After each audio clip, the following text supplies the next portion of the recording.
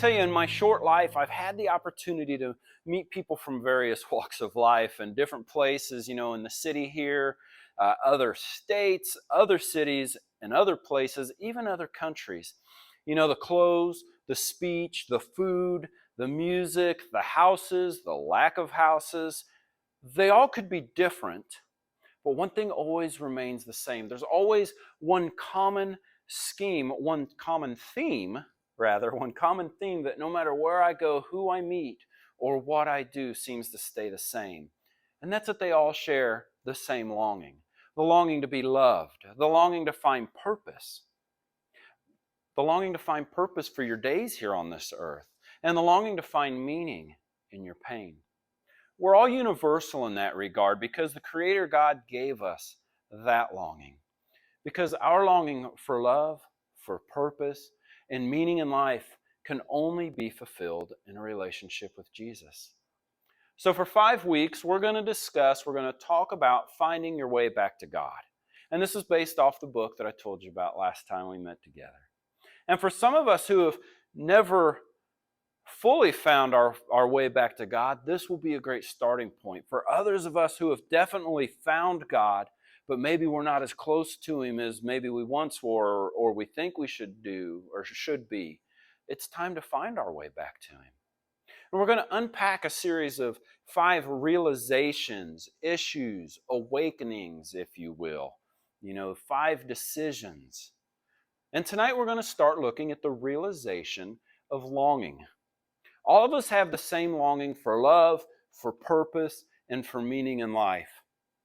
Now, helping others find their way back to God can look like a host of different avenues. And we could run through all the different missions trips that there are to take, church plants, coffee with a hurting friend, gift cards to a family who's hurting for groceries, passing out candy on a parade, handing out cold water on a hot day at a neighborhood event.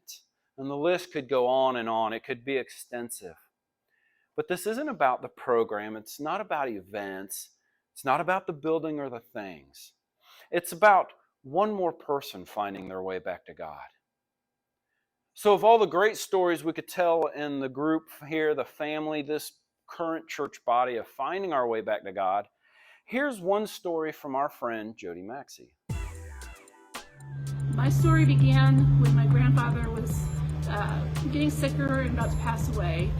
When I would talk to him, he would tell me that he's okay dying.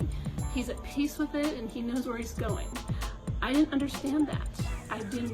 It upset me. But after his funeral and hearing his testimony on how his life changed when he found God and how he was at peace and he was able to forgive those who hurt him through his life, I needed to know what he knew.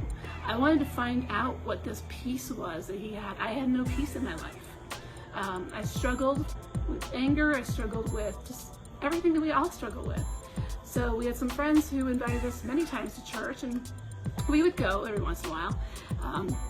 But we went after my grandfather passed away, and I quickly figured out what he was talking about with peace.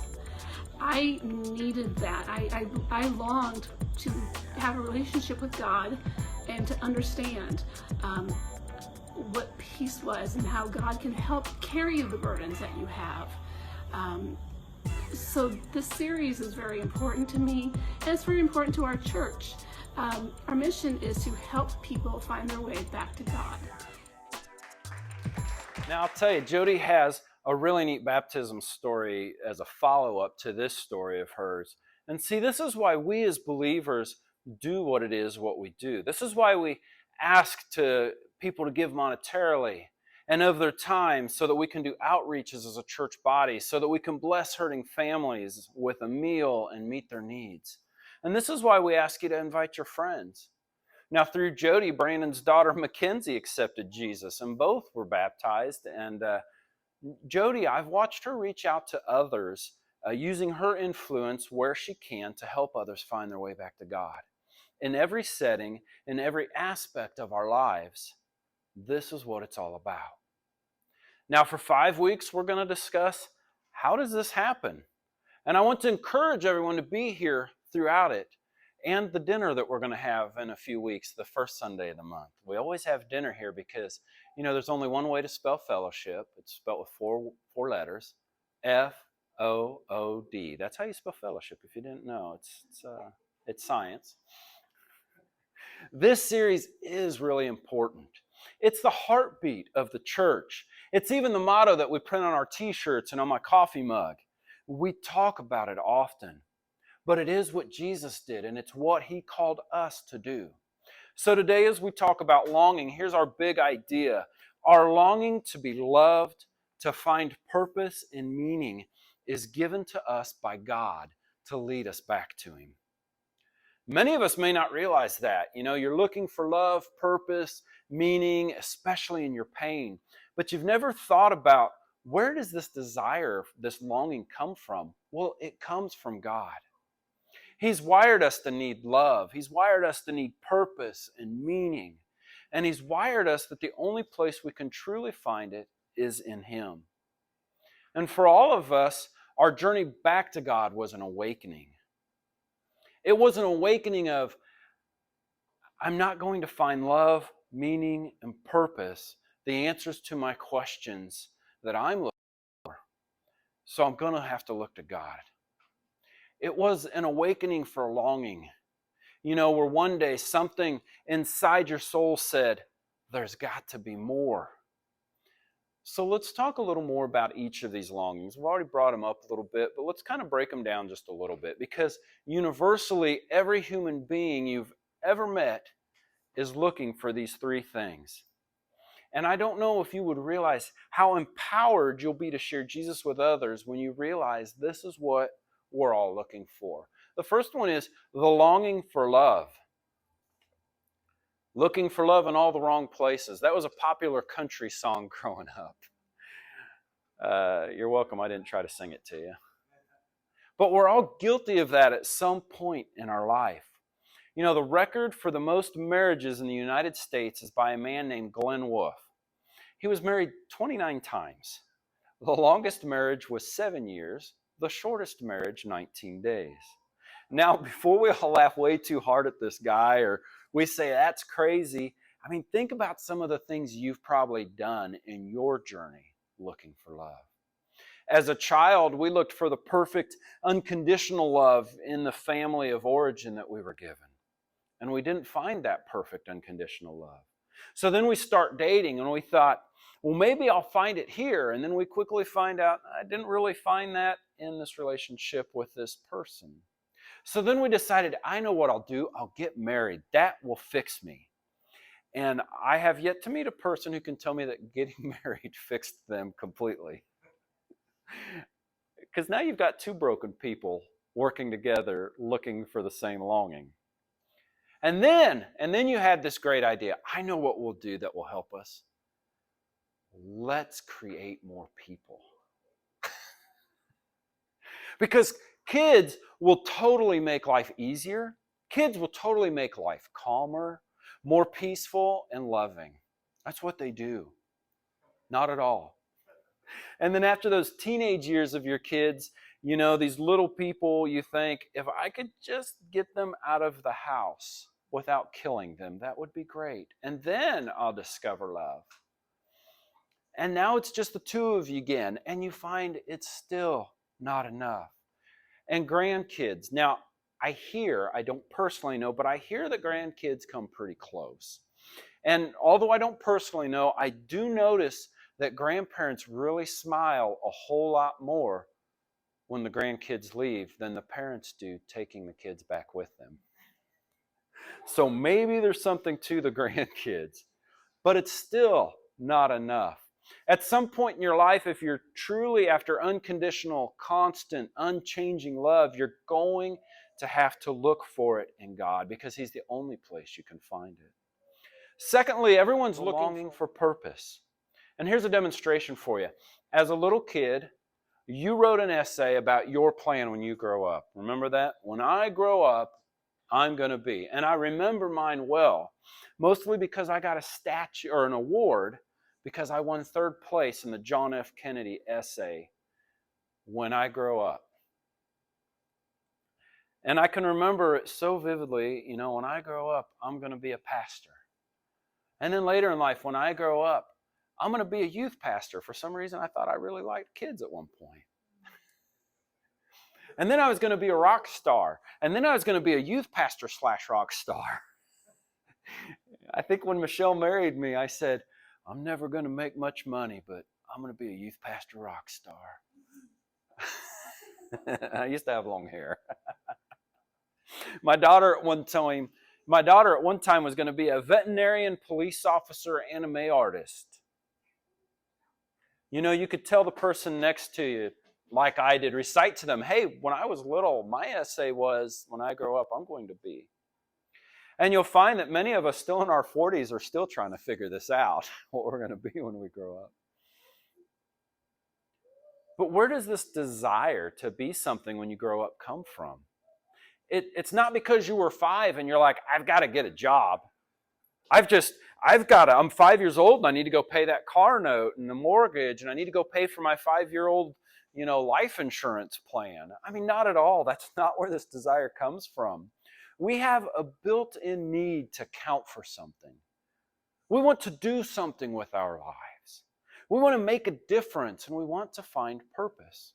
And every human being is looking for love, and every human being is looking for purpose. And all of us have a longing to find meaning. And now some might ask, hey Ryan, isn't meaning and purpose kind of the same? Aren't they sort of similar?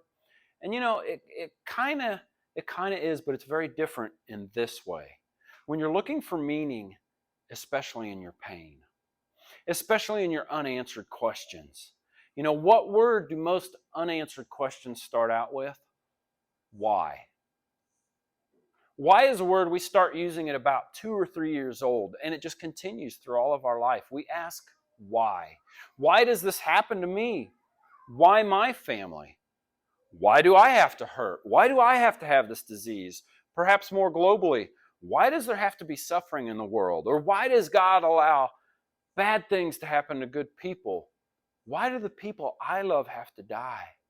All very legitimate questions. And you'll never find any of the answers except looking to God. He created us with a longing for love, for purpose, and He's created us with a longing for meaning. And the problem is not that we have these longings. The problem is we seek to fulfill them on our own. Well, they're good longings. God gave them to us. The problem is we try to fill them on our own. I will figure out how to be loved. I will figure out my purpose.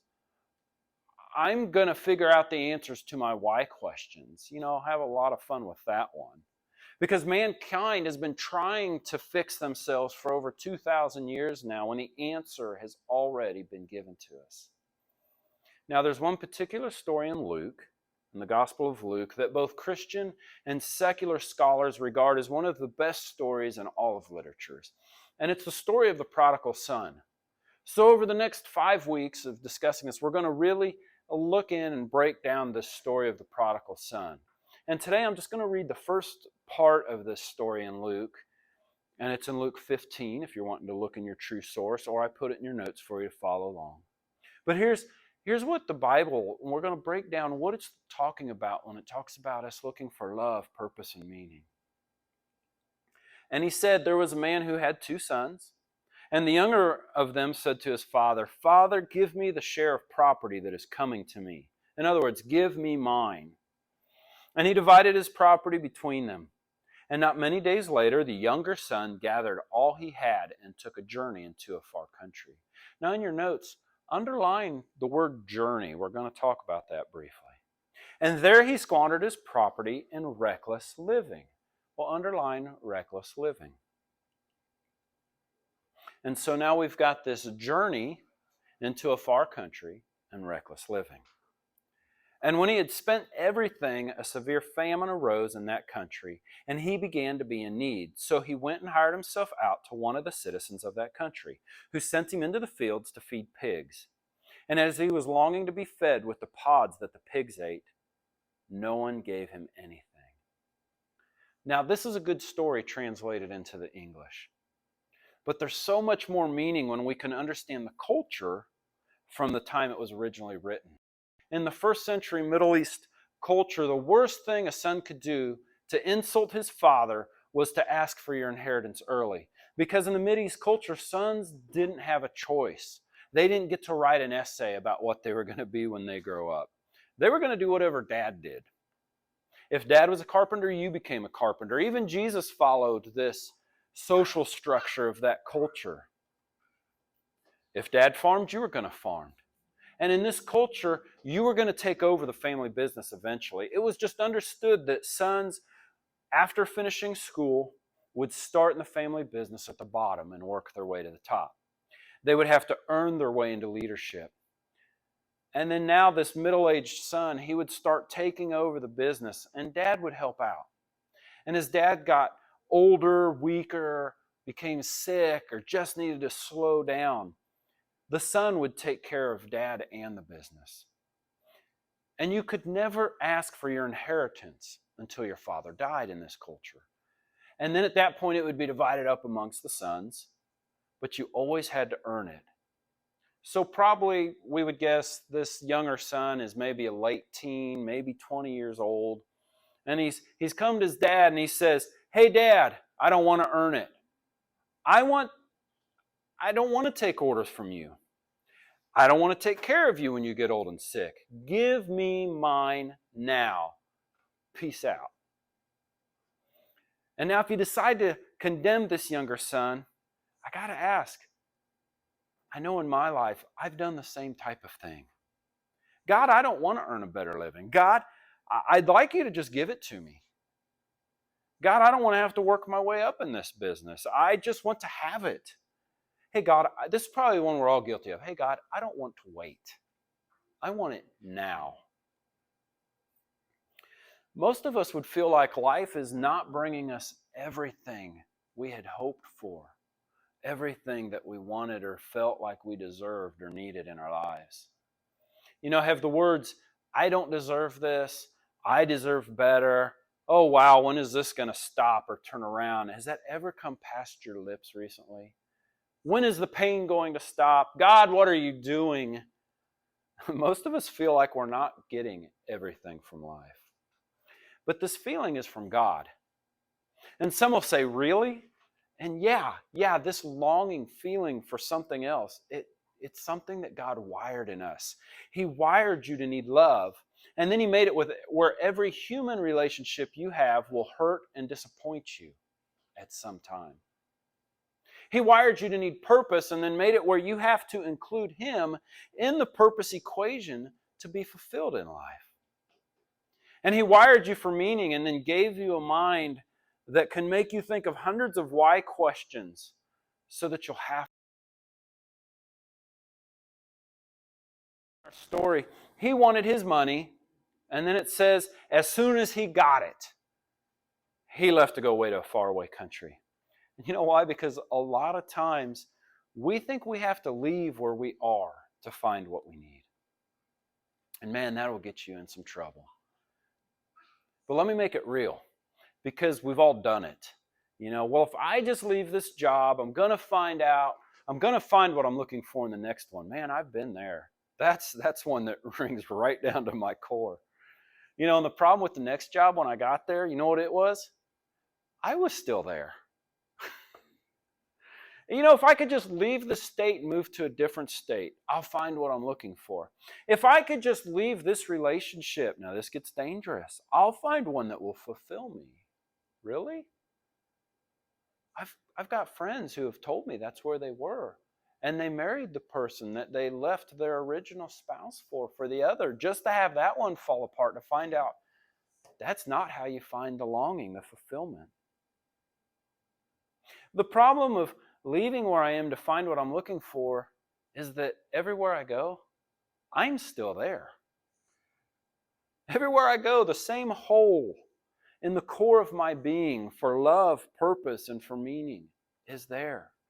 So the question is, where are you going to go to satisfy your God-given longings? Some of us try the reckless, the wild living. The son tried that. I think it was the early part of my 30s. I gave it a whirl. And how did that work out? It was not good for me. Some of us, we try out of bound things. We try out of bound relationships because we're all looking for love, purpose, and meaning. But if those are God-giving longings, I would suggest that you'll find the answers in finding your way back to God.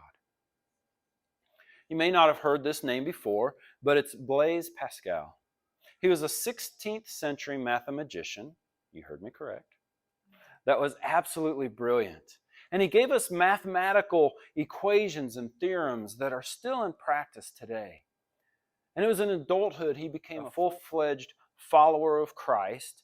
And he took his mathematics and he applied it to his spiritual journey. And he makes this challenge in one of these writings of his, and these are his words. He says, "Make a bet that there is a God who loves you. And if you're right, you have everything to gain. And if you're wrong, you have nothing to lose. Make a bet that God is real." Every human you will ever meet in your life has a hole in their soul. They're looking for love, for purpose and meaning to fill that hole. Many of them have this S that they're trying to scribe and fit into that hole. And the S stands for self. I can fix me. And if that were true, you'd be fixed. Some of us have an O in that circle, when we think, if I can just please whoever the significant others are in my life, that will make me feel loved and purposeful. In this statement from Pascal, he's saying you better write a G in that hole, because God is the only one who can fill that space in your soul. So I'm going to throw out a 30-day challenge as part of this finding your way back to God. And it's a prayer. And here it is for you to pray. It's very simple. Every day, 30 days. God, if you are real, make yourself real to me. And some might say, I already know God is real. Well, then pray, God, I know you're real. Make yourself more real to me. Because God has got more love. He's got more purpose. And He's got more meaning than any of us are experiencing currently. Let me ask, what would it look like? What would it be like to not have to run after love? To not have to search for purpose? To not have to look for meaning in my pain? So this challenge for 30 days of finding your way back to God, let your longings for love, purpose, and meaning lead you back to God. There's these two choices that you have. You can let the longings drive you insane. Let them drive you crazy trying to figure out how to fill them. Or let them help you find your way back to God. God, I know you're real. Make yourself more real to me. Pray it in Jesus' name.